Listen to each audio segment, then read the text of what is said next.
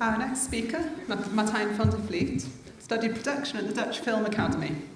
Without production, you have no film. Without ingest, you have no archive. So it's very appropriate that he is now coordinator of ingest at Sound and Vision.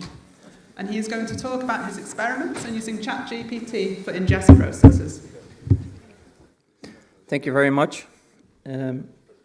So I will start my timer so I know when I need to be done.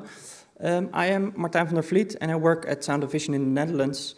And I'm going to give a presentation about the experiments we did with ChatGPT in our ingest procedures. So in this presentation, first I will give an introduction about myself and the department I work for. Then I will tell what ChatGPT is for people who missed the hype. And then I will talk about what I think is the AI revolution and what ChatGPT did for it, and also other large language models. And then I will tell you something you should keep in mind when using those tools.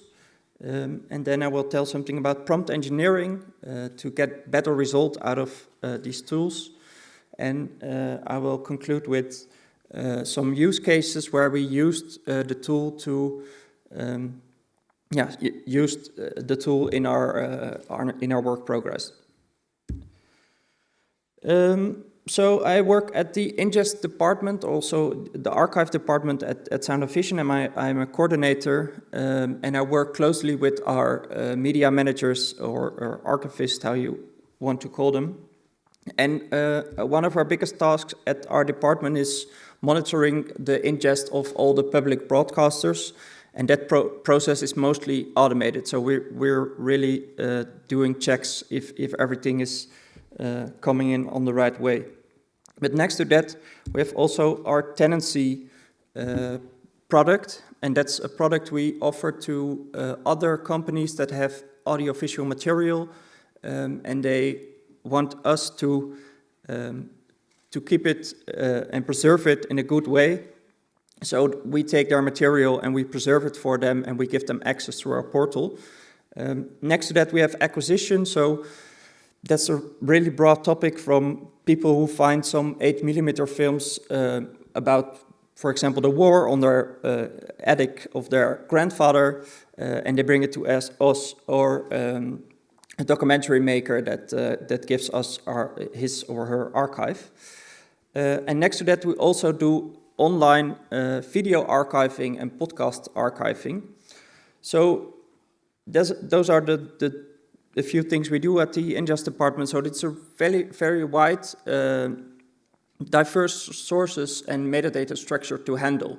And for some sources, the process is really automated, but especially for the sort of newer media, sometimes there's a lot of work for us to do to make sure it lands on the right way in our archive system. So what is ChatGPT? For people that are no AI experts, I would call it an intelligent chatbot. It's a chatbot trained on a very large database of text. And the technology is not necessarily new, but it's based on the GPT technology from OpenAI.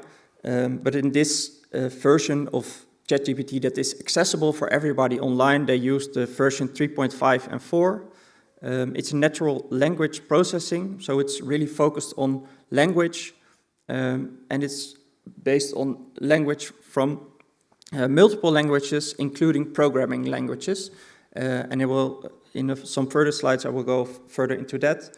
And if you want to know more about how does the model work, or how did the company try to improve or make choices, they made a system card.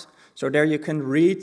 It's quite a lengthy document, but it's really well written, also for people who are not AI experts. So you can read a little bit about how it works and what choices they made in creating the program.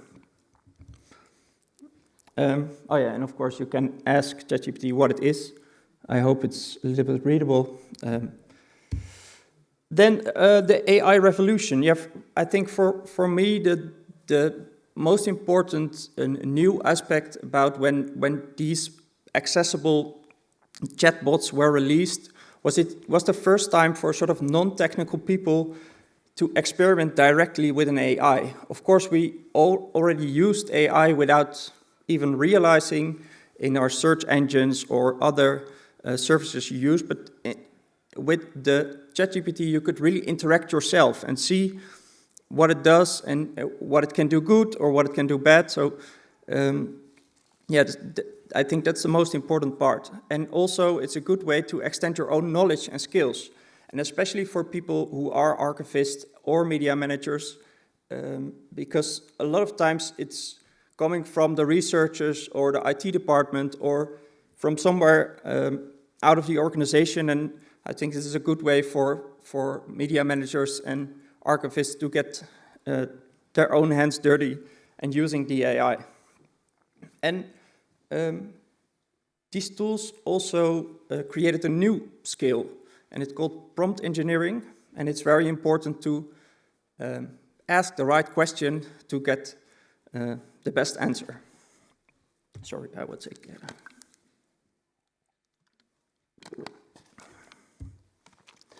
So when you want to start with using these models, it's very good to keep a few things in mind. And I heard them already a lot at this conference, so I will go through them shortly. And the first one is, of course, the accuracy. The model is really good in telling you something that isn't true in a very convincing way. So it's really good to always check the output if there is any accuracy problems. And then the second thing is the privacy, because if you want something to get out of the model, you need to put something in, a question or other information. And it's really good to keep in mind that these companies behind these models use the data you put into the model to enhance their own models. So keep in mind that every information you put into the model can be used by those companies. And then, of course, ethics and biases. It's covered in every AI speaker in this conference, so I think it's important to keep track of those things. And then something that we saw is that a lot of times the answers are really lengthy and complex. Sometimes you ask a really easy question and you get a really lengthy and complex answer, so it's good to keep track of that. And of course, the sort of freely accessible chatbots that use large language model now are again created by the big tech companies. So it's really good to think about when you start using these products that you are again dependent on those big companies. Yeah, and then the prompt engineering. So to get a good result out of these tools, it's very important to ask the right question. And there are a few elements you can use to improve your result out of the model. So the first is you need to give it a really specific instruction. So so the model knows what you want to do. And then you can supply some context information to steer the model into the right direction. So you can give information about, for example, you work in an archive, or it could be anything where you can think of it could be useful to better answer your question. And then you can use input data, so you can use, for example, a text you already have about a subject and paste it into the model so it can use the input data to execute your instruction. And then the last thing, it's really important to be really specific about what you want to get out of the model. So you could get an answer in a text form, or maybe you want a table, or you want... so it's really good to think about what you want out of it and describe how you want it to look like. Yeah, and then, as I said, I work at the ingest department, so it's the right side of this diagram. And we used the ChatGPT for experiments with creating descriptive metadata and creating SIPs. So sometimes for a lot of things we have for example, for the broadcasters, we have very strict agreements with the broadcasters about how they need to provide their material, what kind of file formats, how the metadata should look like. But especially for the smaller ingest operations like podcast archiving, we are more dependent on what we could get in, and we can't really make agreement with everyone creating something online. So then we are really dependent on what we're getting, and we need to transform it to put it into our archive system. So these are some tasks we experimented with using ChatGPT. And the first one is creating a description. And in this case, we downloaded a subtitle file from a YouTube video from a Dutch broadcaster, and we tried to create a subtitle of a summary of those subtitles. So this is a text file of all the subtitles in the video, and then we asked a really simple question. This is a subtitle file from a YouTube video. I want to archive this video. You can read it. Make a summary of 200 words. Then we paste in the subtitle file, and we watched what happened.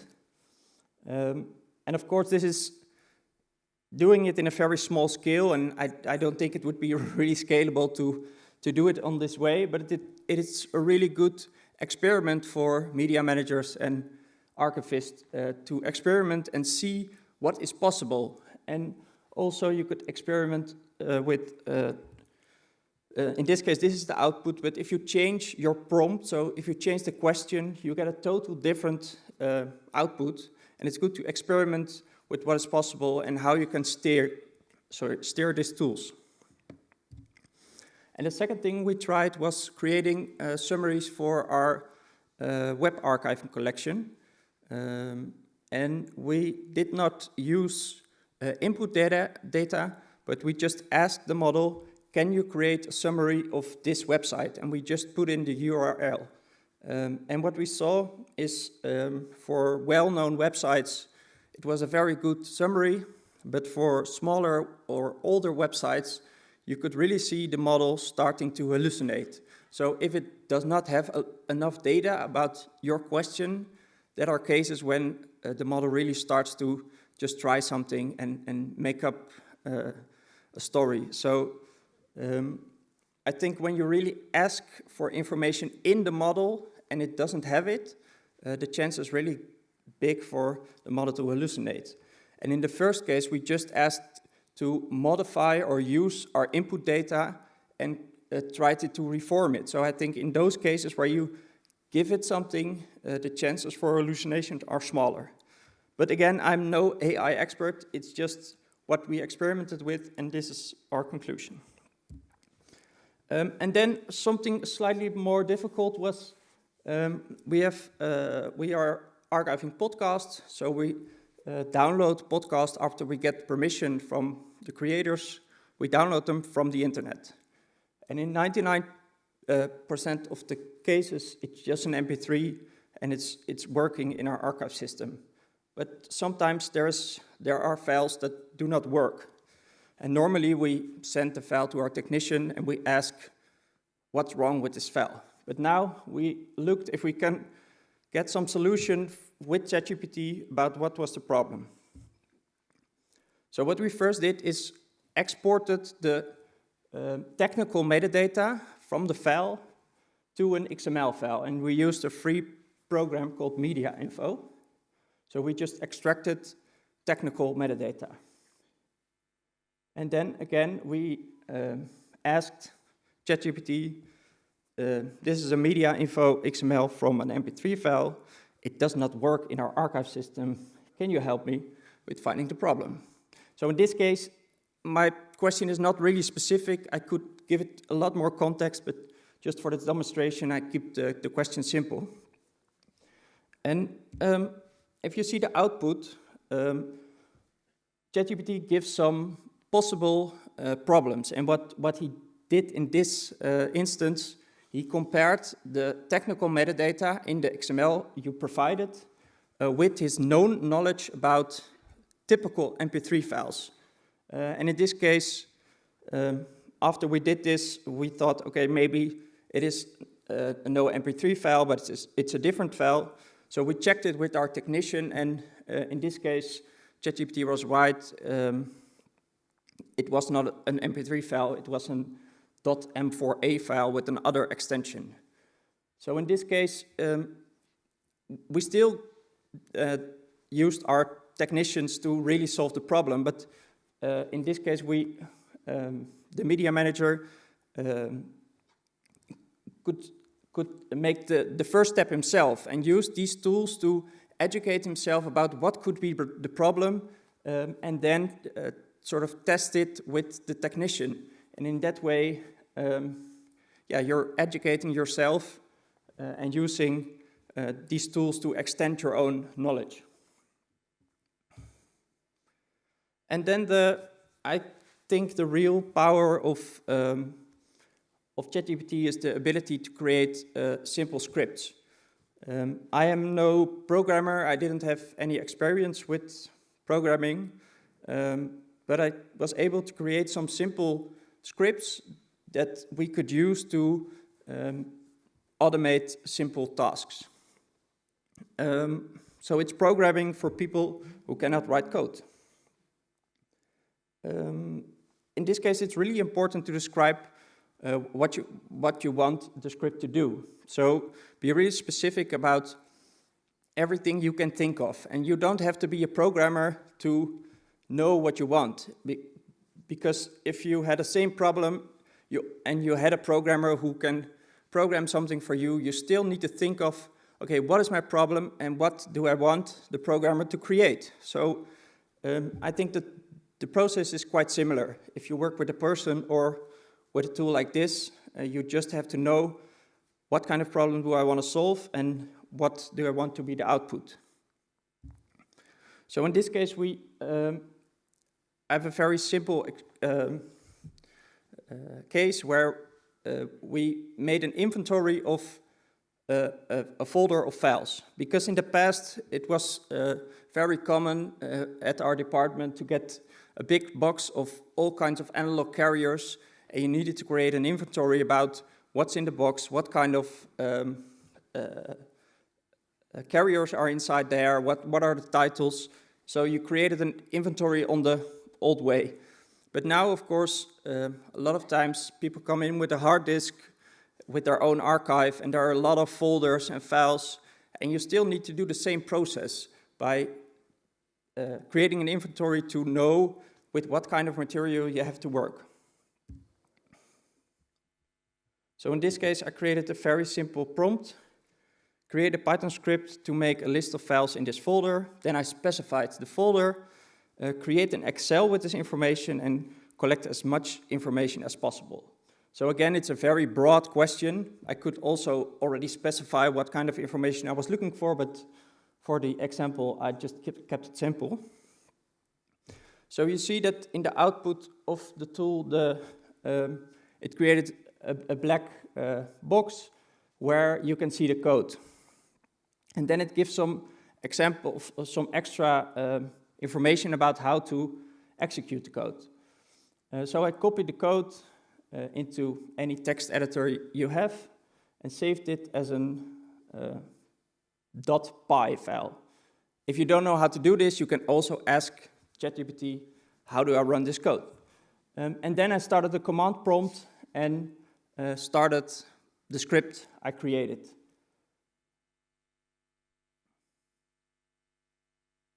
So it says it did something. So we go to the folder and we see an Excel file with the files in my folder. And of course, this is something for if there are programmers in the audience. This is a very basic task and probably pretty easy to create a script like this. But I think for media managers or archivists who don't have experience in this field, and I think in the last years, the the work for archivists and media managers has changed a lot from the analog time to the digital time. And I think we're mostly, in most organizations, a lot of people are still the same people. So I think with the help of this tool, you can really extend the skills of those people and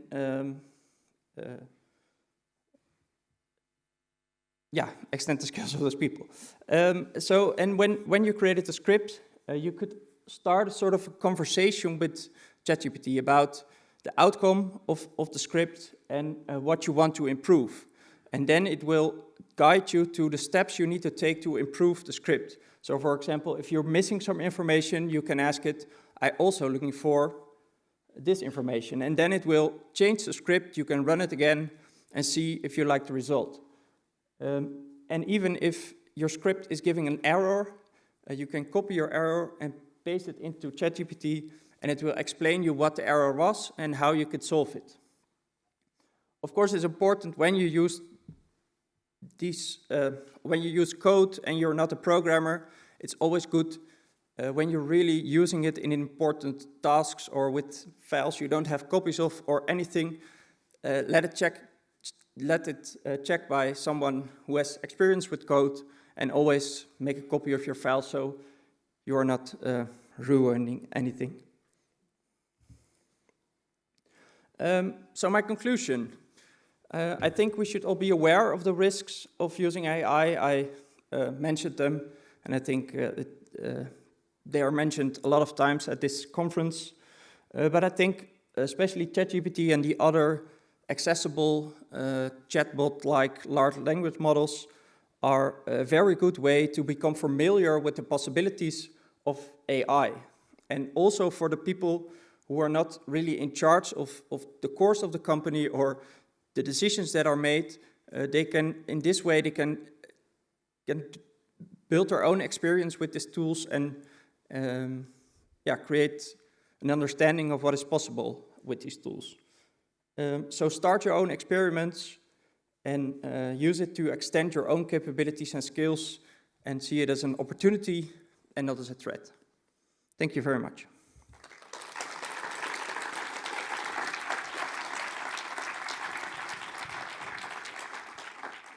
Thank you, Martijn. It's nice to see that instead of replacing people, that AI can actually help them to gain new skills. Question straight away, wonderful. Thank you very much. Quick question, you mentioned about MD5 checks you've done with ChatGPT, and as far as I understand it, there's something on which ChatGPT is not good at all, is everything related to mathematics and really accurate stuff. So could you explain a bit what you did for MD5 checksums with ChatGPT?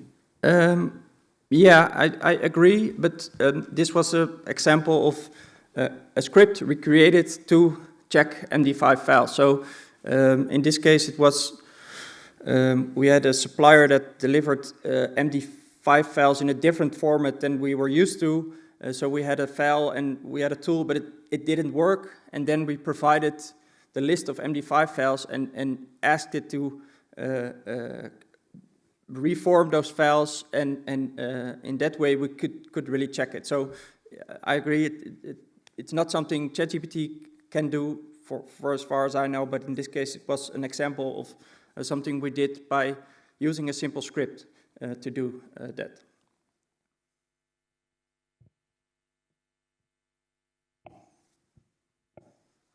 I see some questions over there.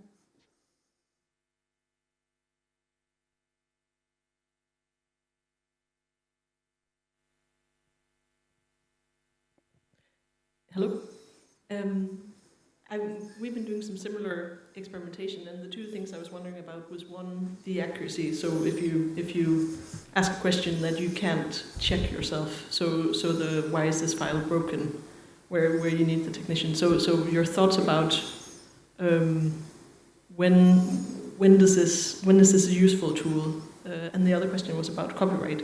I would, and there might be national differences here, but I would be worried feeding transcripts of our stuff into ChatGPT at the moment, because I don't think that copyright issues are resolved yet, maybe.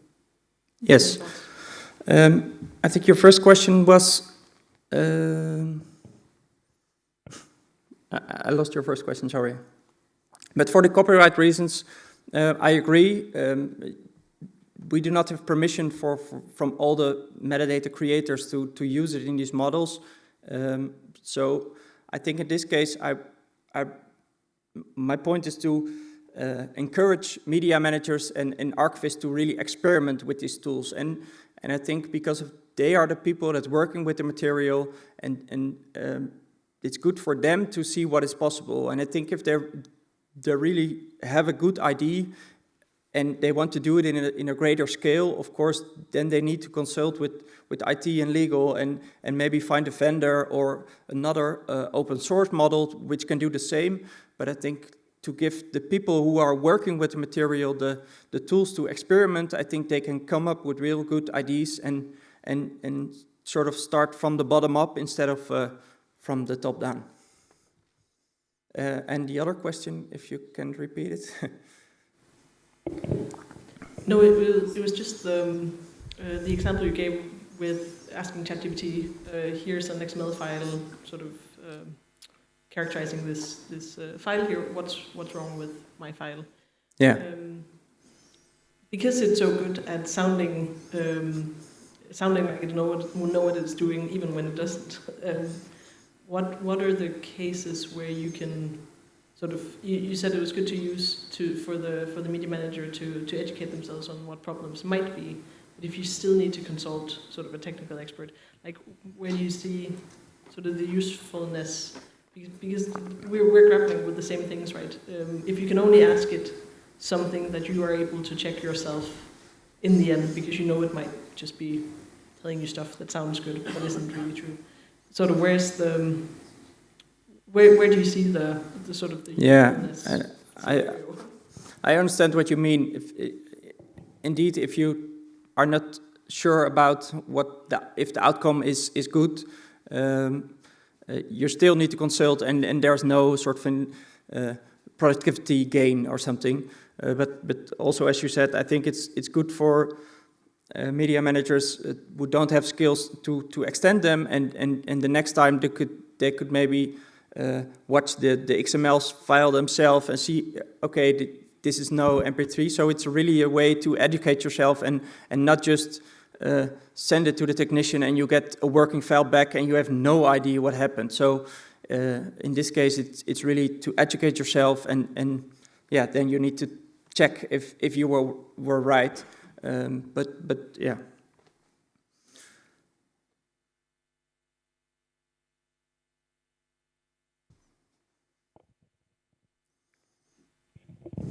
Thanks very much. I loved it, and I loved the spirit of experiment with it, because if you're cautious and you watch out for privacy, I believe you can experiment pretty safely and effectively, and me and my team have been doing the same. And I just wanted to reflect briefly on how to maybe mitigate for its hallucinating.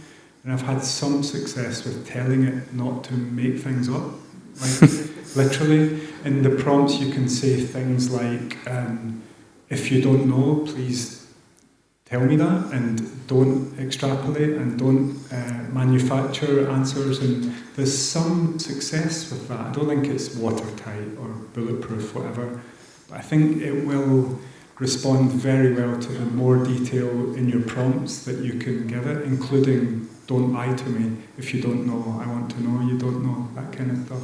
So I would say for people experimenting, don't be scared to tell it what you don't want as well as what you want. Yeah, yeah, very good to know. I will try. Thank you.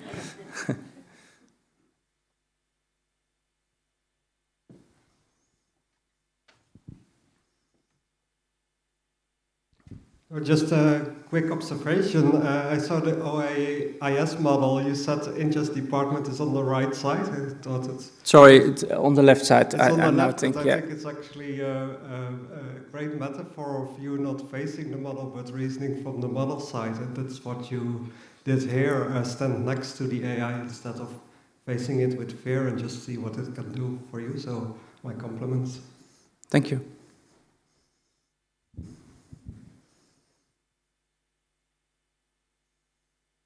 So let's thank Martijn. Okay, thank you very much.